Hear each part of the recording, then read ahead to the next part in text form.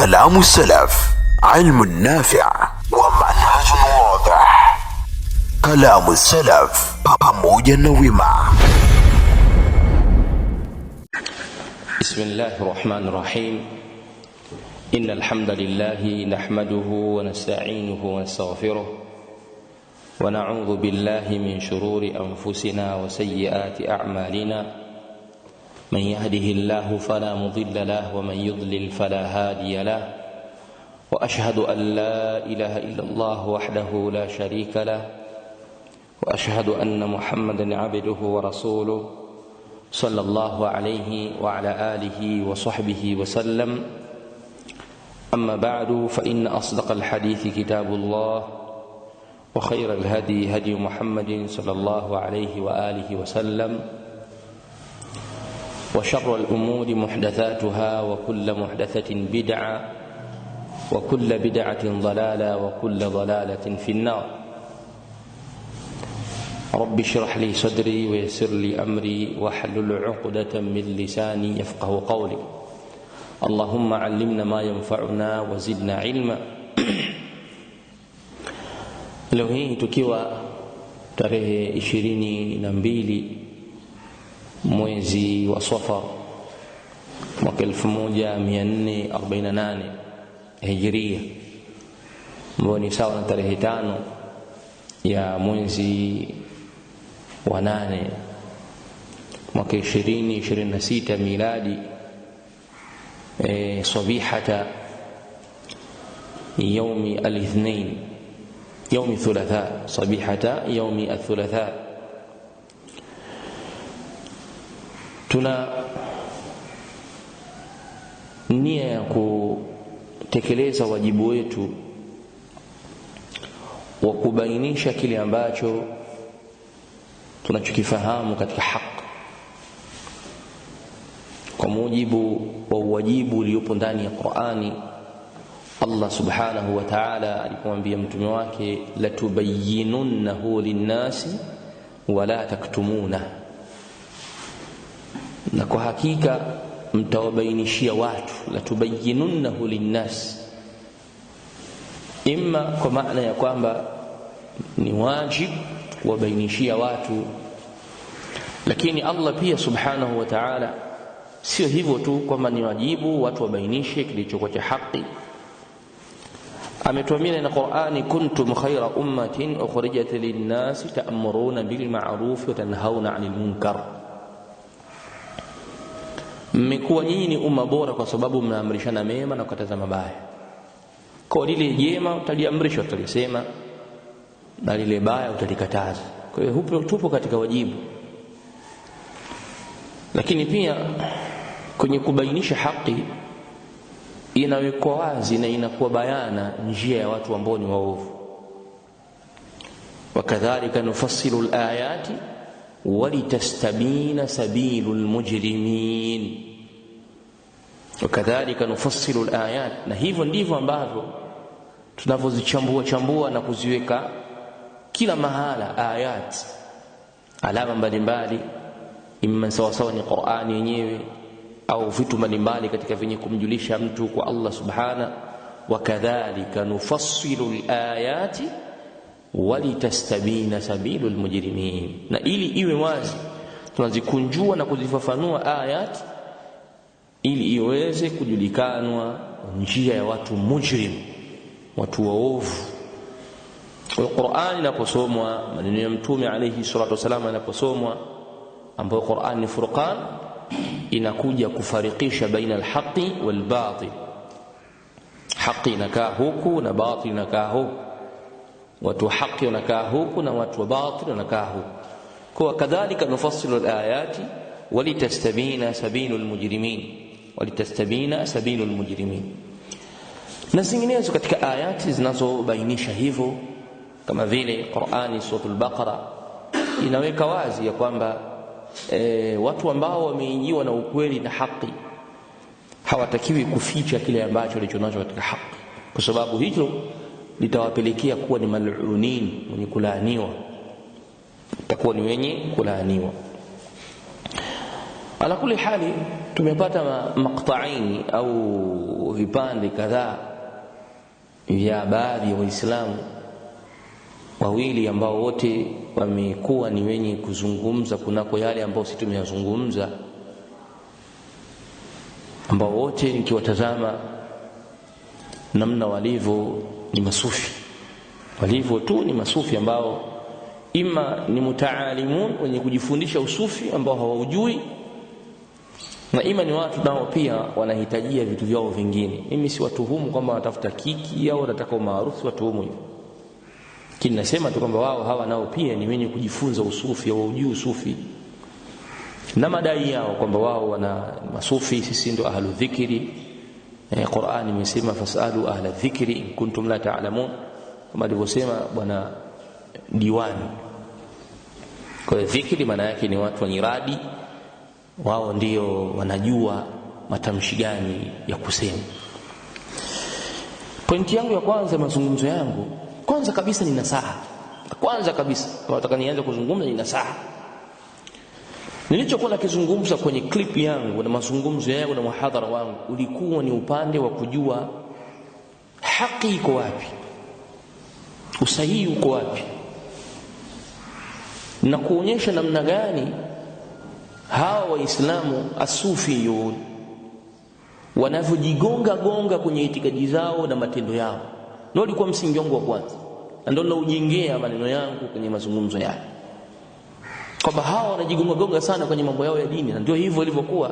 Na hayo niliyoyataja ni machache katika mengi nilionayo, kuthibitisha namna gani asufiyun ni watu wenye kujigonga kwenye itikadi zao na majambo yao.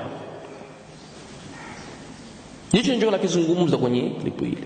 Sasa nasaha yangu pia nilikuwa nalenga kwamba watu wawe mustaqimun, wamenyooka kwenye jambo lao, wasiwe na mambo mengi, na hasa fi janabir rahman, kwenye upande wa Allah subhanahu wa ta'ala, kwenye kumuitakidi Allah, wasilete kitu chochote kwenye kumchafua Mola wetu subhanahu wa ta'ala. Tutagombana kwenye vitu vingine vyote, hatutasameheana kwenye vitu vingine vyote, lakini kwenye hili lazima tuweke ugomvi. Jambo la kumkosea aibu Allah subhanahu, kumkosea haya Allah subhanahu, kuwa na jur'a, ujasiri wa hali ya juu, kumzungumza kwa ubaya Mola wetu subhanahu wa ta'ala, kujivalisha mavazi ya uungu, kufanya matendo ya kishirikina au kuzungumza maneno ya kishiriki fi janabi rahmani, hapo hatutoweza kuacha, hapo hatutoweza kuacha, wallahi la nukhallika, hatuwezi kuacha. Mengine huko tutasameheana tu, uzungumze kadha au niambie mimi na hivi na nini, au tutakuacha tu, lakini sio kumkosea adabu Allah subhanahu na dini yake. Huu ugomvi tutakwenda kusuluhisha nao mbele ya Allah subhanahu wa ta'ala. Ugomvi huu tunauomba usimamishwe mbele ya Mola wetu, kwa sababu siku ya kiyama patakuwa na magomvi mengi. Innaka mayitun wa innahum mayitun thumma innakum yawmal qiyamati 'inda rabbikum takhtasimun. 'Inda rabbikum takhtasimun, mbele ya Mola wenu mtakuwa ni wenye magomvi, wenye kuhasimiana. Na katika yale magomvi Allah subhanahu wa ta'ala ametuambia pia, hadhani khasmani ikhtasamu fi rabbihim. Sufiyuna wanamkosea adabu Allah subhanahu. Tunachokifanya sisi ni kuibainisha haki, kwamba fanya unayoyafanya, sema unayoyasema, lakini usimkosea adabu Allah.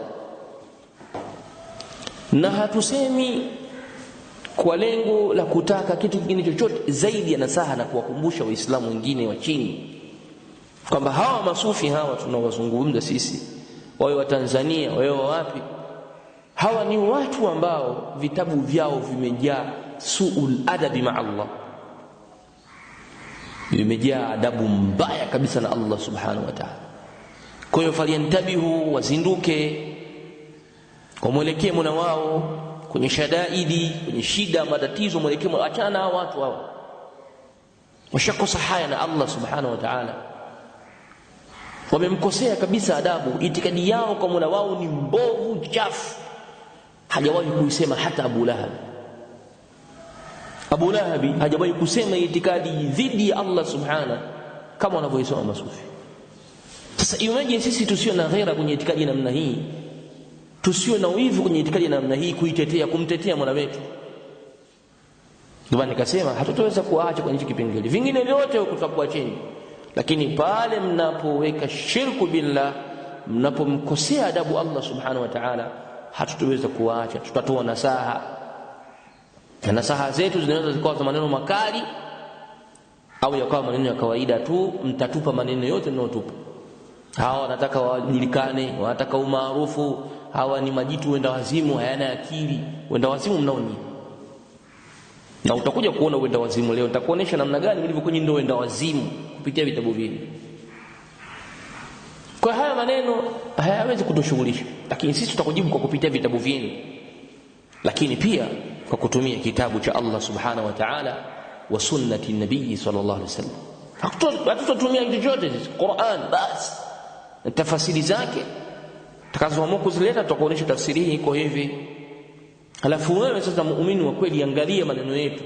Sisi tunatumia Qur'an na sunna na riwaya za masahaba na vitabu vya masufi. Halafu sufi anayekuja hapo, atakayekuja kukujibu anatumia nini? Utabakia wewe mwenyewe unaangalia. Utaangalia wewe mwenyewe unaangalia. Je, sisi tunachokijibu sisi ni sahihi au wanachokijibu fulani wa Allah? Insha Allah nitaanza baadhi ya mazungumzo. Kwa hiyo mlango wetu wa kwanza kabisa sisi, huu ni mlango wa nasaha. Tunawanasihi waislamu wengine wanaotufuatilia na wasiotufuatilia, wanaojua na wasiojua. Adliqu qulubakum ma'a Allah, zifungamanisheni nyoyo zenu pamoja na Allah subhanahu wa ta'ala.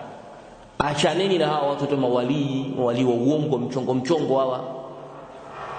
Achaneni na watu hawa wanajitia mashekhe sio namna. Achaneni nao hao kwenye shadaid, matatizo, misukosuko, mkimbilieni Mola wenu subhanahu wa ta'ala. Basi hili ndio tunalolingania sisi. Hama suul adabu yao hii, adabu yao mbovu dhidi ya Allah subhanahu wa ta'ala, sisi tutaendelea kuibainisha na tukiwaambieni muelekeni Allah subhanahu wa ta'ala. Sasa hawa watu wawili walivyokuja leo hii au katika hizi siku hizi wamekuja, mmoja sijui ni mrangi wa wapi huyo bwana, sio mtu wa wapi, Allahu aalam, na Bwana Yusufu Diwani huyo tumjua sisi ni siku nyingi, na majambo yake watu wengi anawadandia kuwajibu na kuwakosoa. Ndugu zangu wote mlio au waislamu nyinyi mlioamua kunijibu na kuniambia maneno mlioniambia na mliyosema, mimi nimenukuu kupitia vitabu vyenu. Nyinyi mashekhe zenu, mashekhe zenu mpaka kwa mawali wenu huko ndo wameandika hivi vitabu vyenu. Anayetakiwa kukosolewa ni huyu aliyeandika, sio mimi. Kwa hiyo nyinyi kumaboja kwenu la yusminu wala yughni min ju'. Sijatoa kwenye kitabu cha Kiwahabi hata hicho kimoja. Mimi ninatoa fil Qur'an kujibu hoja zenu, wa fi sunnati nabii Sayyid Adnan sallallahu alaihi wasallam. Aliyoyaandika haya ni mwalimu, ni sheikh, ni wali wenu, sio wali wetu sisi. Hatuna mawali wa hivyo. Sasa kama nyinyi mna uchungu kweli kweli, mlitakikana muone haya maneno tunayosema ya kimakosa, mumrekebishe. Hiyo nukta ya kwanza. Nukta ya pili, ikiwa haya tuliyosema sio sahihi, mfano kama Bwana Yusufu Diwani, ikiwa kweli sisi tuliyosema haya bisahsahubin kahkahubin sa'sa'in, ikiwa haya maneno mimi siyajui maana yake, kwa majibu ya ilmu ulitakikana unionyeshe kupitia vitabu vyenu kwamba haya matamshi kwa kanuni zetu za sisi ahlu muridi, ahlu dhikri tuko hivi. Ilikuwa ndio utakuwa nijibu kielimu hivi. Lakini wewe umekuja na kuvumbua na kusema tu maneno ovyo ovyo, kwa sababu huo ndio msingi wa kisufi. Wali wa kisufi yoyote yule anaruhusiwa kuzungumza lugha yoyote anayotakika yeye. Yaani hata ile lugha ambayo huwezi ukaelewa maana yake, wali wa kisufi anaruhusiwa kuzungumza. Kwa hiyo wewe ulitakikana mimi unijibu au tujibu sisi kwa kusema haya sa'i kahakahubin, sasahubin, haya maneno yamefupishwa, usahihi wake kaya tafsiri mwenyewe kwenye kitabu chake fulani, au haya yanapatikana kwenye vitabu vyetu hivi hapa. Mfano sasahubin, hii sasahubin sim inawakilisha kadhaa, hauna wakilisha kadhaa, ningekuelewa sana. Lakini kwa kutoa min rasi, kwenye kichwa chako tu umeamua kujitungia na kuandika pembeni, sioni kama jibu ambalo lenye kutosheleza. Bado msingi utabakia pale pale. Adhikru, uradi ameufundisha akbaru waliyin fil alam. Miradi zote za dhikri amezifundisha wali mkubwa katika ulimwengu, wa huwa Muhammadun sallallahu alaihi wasallam. Kwa hiyo ukitaka kutuletea uradi sisi wa sasahubi, lazima urudi kwa wali mkubwa ambaye ni Mtume sallallahu alaihi wasallam. Kama uradi huo utakuwa hajaufundisha yeye, huo uradi hautokuwa na maana yoyote. Sasa nataka nikuoneshe kwamba nyinyi au mawali wenu, mawali wako wewe inaruhusiwa kwao kuzungumza lugha yoyote ile, hata ikiwa lugha ambayo haieleweki, anaruhusiwa kuzungumza. Na ndicho ninachokisema kwa bwana Yusuf Diwani, hiyo lugha aliyoitumia hapo, hiyo tafsiri ni kadhibun, ni urongo. Kwenye hiyo dhikri ni urongo, sio ya kweli. Nataka nikuthibitishie kwamba hicho kilichokizungumza ni kwamba wali ana ruhusa ya kuzungumza kitu chochote. Moja. Mbili, kuonyesha ya kwamba uliyozungumza sio yenyewe, sio tafsiri yake, umeleta mas'alatu nahtiya ya kwamba hiyo ni kama vile basmala, hauqala, hamdala.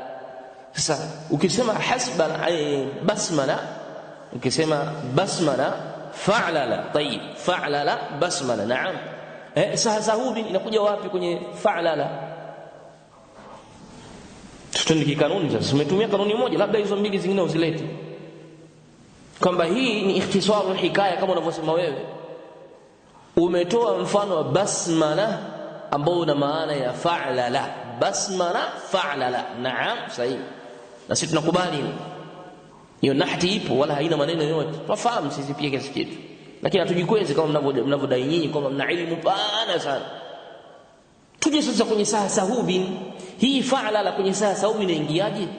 Huu mlango na kuachia mwenyewe, mimi sitaki huko sana, na usidhani kama ninapakimbia kwa sababu naona utanitoa kwenye ninachokitaka mimi. Huko nenda mwenyewe, mimi nataka mimi huu radi ule utaja wewe, huu sahasahubi kwa namna ulivyotaja wewe, haya mafundisho yametoka wapi? Niletee tafsiri unaona vitabu, usitoe kwenye bichwa lako. Na bichwa yenu na mambo mengi hayo, na makorokoro mengi, na mambo ya kuuza madawa, na mambo ya kuuza nini, unajua wenyewe. Sahasahubi sina wakati kitu fulani, haina wakati kitu fulani, umetoa kwenye kitabu gani cha kwenu nyinyi aludhikri? Kama mawali wako wamekwambia akisema sa'sa'i anamaanisha kadha, akisema sasa, kama hakuna hicho, hiyo ni rasi wa min jaybik. Mbili. Tatu, mawali wenu wana ruhusa ya kuzungumza lugha yoyote ile, na kutolea kitabu hichi hapa kinaitwa Azahiru Ar-Riyadh. Azahir Ar-Riyadh, ukurasa wa 201. Usikie kwamba wali anayo ruhusa ya kuzungumza kitu chochote anachotaka yeye. Wali ana ruhusa hiyo, ukurasa wa 201, kitabu cha Azahir Ar-Riyadh.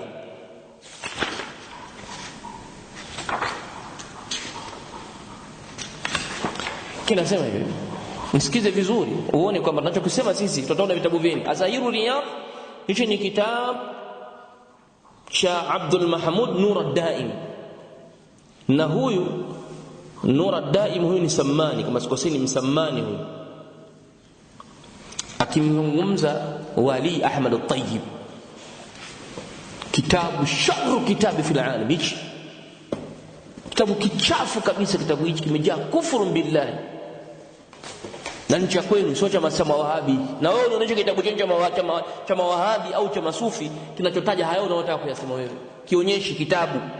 Mimi nakuonyesha kitabu hichi cha ukurasa wa 201, kitabu kinachoitwa Azahiru Riyadh, kitabu cha masufi. Wali anaruhusiwa kuzungumza lugha yoyote ile kwa mujibu wenu, inafahamika haifahamiki. Na mimi nasema hiyo lugha isofahamika, kama itakuwa ni lugha isofahamika, basi ndio hii sahasahubi ngahakahubi. sababu haipo kwenye wizani wote. Unatuambia sisi ni eti ni mtufupisho wa Allahu la ilaha illa huwa, herufi ya mwanzo, herufi ya mwisho ya dhad. Wewe unaona sisi mazwazwa kweli kweli. Wenda wazimu leo utaona mnao nyie, ndio wenda wazimu. Nasoma. Fa in qultu, ikiwa nitasema inma yatakallamu bihi ad-darawish fi hilaqi adhkari min al-lughati al-ajamiyya, ikiwa kile wanachokizungumza madarueshi, mfano nyinyi masufi madarueshi, kile wanachokizungumza katika hilaqi zao, vikao vyao vya adhkari katika lugha za Kiajemi, mfano kama wamekaa kwenye radi zao wanazungumza lugha za ajabu za Kiajemi, madarueshi naamua tu darueshi. Na kutaka darueshi maana yake bwana Yusufu mwana wa Diwani na wenzako, darueshi nyinyi darueshi, nenda kwenye kitabu kinachoitwa Yastambiunaka cha mwana shekhe mmoja wa university za Sudan, kinaitwa Yastambiunaka. Sikuonyesha hicho kitabu. Ameelezwa limadha, ameweka swali, limadha summiya darwish, limadha summiya ad-darwish, ni kwa nini darwish huitwa darwish? Katafute. Kwa hiyo nyinyi madarwish, na tafsiri aliyotoa pale ningekwambia wewe unaweza kusema tunakutukana, lakini wewe ni sufi mwenzenu. Kitabu kinaitwa Yastambiunaka,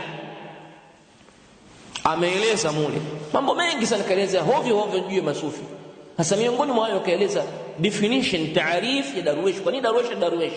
Sasa huyu Azahiru Riyadh Mahmud ad-Daim anasema yale wanayozungumza madarwishi kwenye vikao vyao vya adhkari vya dhikri, wamekaa wamezunguruka, wanasoma maneno ya Kiajemi, wanasema maneno ya ovyo yaeleweki, si Kiarabu hayapo, kwenye Kizungu hayapo, kwenye Kiajemi, yani lugha tunazungumza Kiajemi ambazo Muarabu hawezi kuzielewa. Hal lahu aslun am la? Je, haya maneno ya kuzungumza hivi kuna msingi wowote au hakuna msingi wote? Maana kuna dalili, kuna shina, kuna chimbuko la haya au hakuna chimbuko, labda kwenye Qur'ani au katika sunna imeruhusu hivyo, ukaamua usizungumze tu.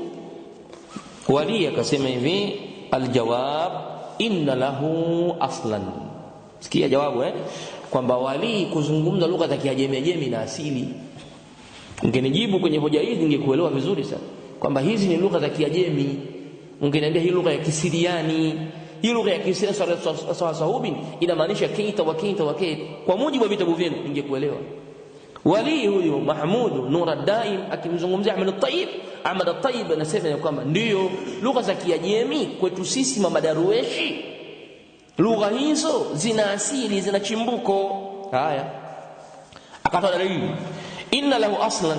Qala al-Imam ash-Sha'rani, Sha'rani, wa madraka ma Sha'rani, najua unamuelewa kwa mbali Sha'rani, في ترجمة سيد القطب إبراهيم الدسوقي رضي الله عنه, akimfanya tarjama ya bwana mmoja aitwaye Sayyidi al-Qutbi Ibrahim ad-Dasuqi, imma ad-Dasuqi wa kana radiyallahu anhu. Sikiliza, anatajwa Sha'rani kwenye tarjama yake, anamzungumzia mtu aitwaye Qutb, najua ni daraja kubwa sana katika aktabu wenu, anaitwa Ibrahim ad-Dasuqi. Kama huyu Ibrahim ad-Dasuqi, wakana alikuwa yeye huyo radiyallahu anhu yatakallamu bil ajami, anazungumza lugha za Kiajemi. Lugha ya Kiajemi lakini lugha isiyokuwa ya Kiarabu anaizungumza.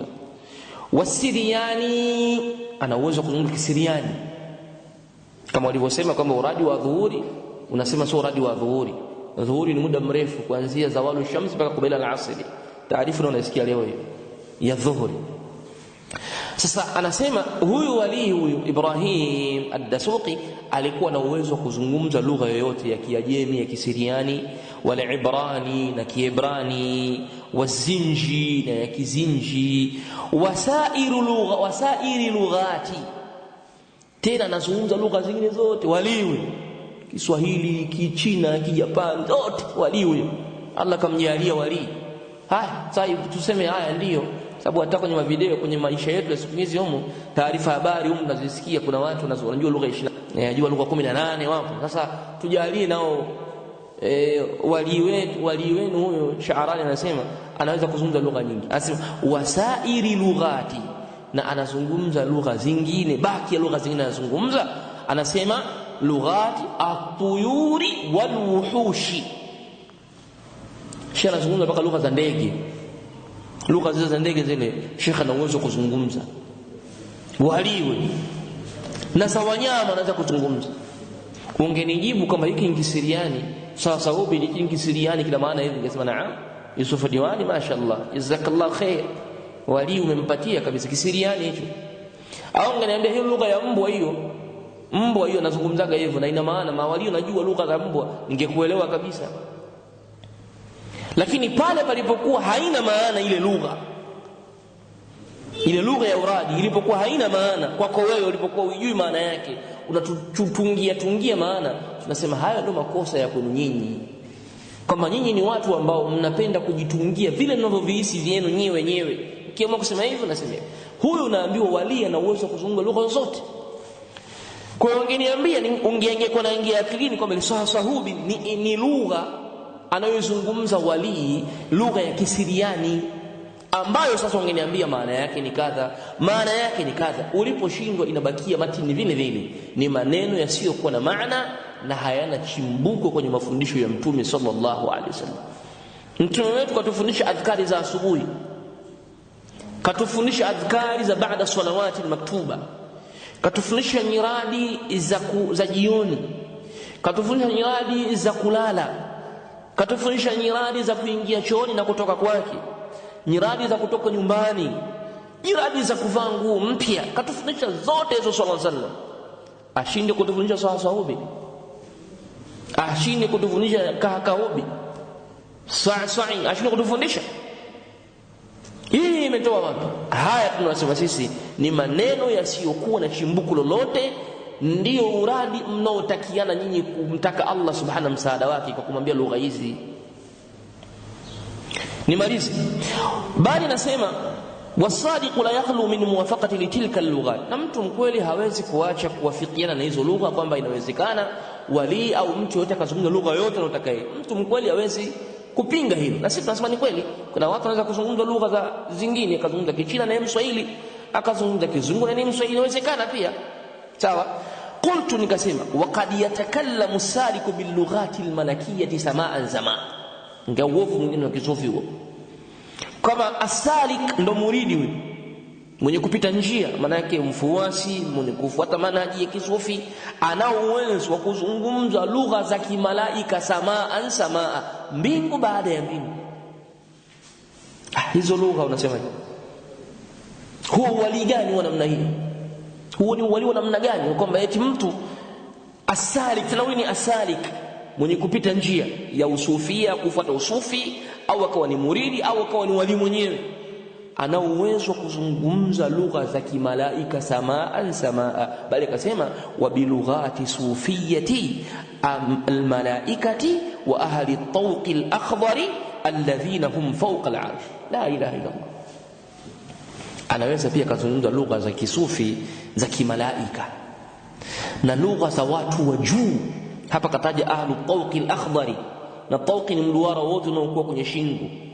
Sasa yakasema tawq al-akhdari, na lugha za watu wenye ima mavazi hayo au kitu hicho cha kijana wanachokivaa, alladhina hum fawqa al-arshi, ambao wanaishi zao fawqa al-arshi, uko juu. Waliza kazungumza hizo lugha. Unasemaje haya maneno wewe bwana Diwani? Wali anaweza akazungumza lugha za kimalaika huko, malaika walio juu ya arshi, za watu walioko juu ya arshi, anataka kuzungumza lugha zao. Tuambie sa'sa'in ka'ka'in sahahubi sahahubi, haya masahahubi yana maana gani unapomdhukuru Allah subhanahu wa ta'ala? Ndio haya nilokuambia kwamba nyinyi masufi mmejivalisha uwezo wa kufanya kitu chochote, na hii sasa ndio tunasema ni vitendo vya kufuru billahi subhanahu wa ta'ala. Mkubwa katika mawalidi Mtume alayhi sallam hajafikia kiwango cha kujua lugha za kiasi hichi. Ni kuacha katika kipengele cha kwanza. Bwana diwani, bado hujajibu hicho kipengele cha sahasahubi. Sisi tunabaki tunasema haya ni maneno yasiyokuwa na maana, ni maneno ya hovyo za kumuomba Allah subhanahu wa ta'ala. Lugha za kumuomba Allah kazitamka Mtume sallallahu alaihi wasallam, bali Qur'ani imetaja suratu Ali Imran imetaja namna ya kumuomba Allah, suratul Baqara imetamka namna ya kumuomba Allah subhanahu, suratul Mumtahina, suratul Hashr imetamka namna ya kumuomba Allah subhanahu wa ta'ala. Tunatosheka na maneno ya Allah subhanahu, hatutosheki na maneno ya kiumbe chochote. Awe shekhi wa tariqa yote haruhusiwi kuanzisha uradi muda wa kuwa kwenye Qur'an.